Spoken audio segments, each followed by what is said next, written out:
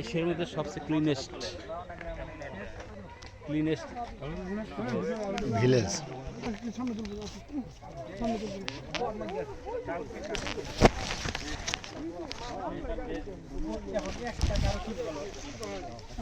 না ঠিক যায়।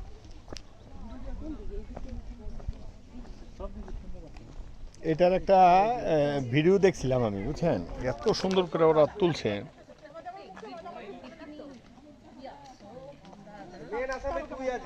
আমি কি করলি? তুই মেন আসামি আজকে আমার মাথা একদম গরম করা। আমার সাথে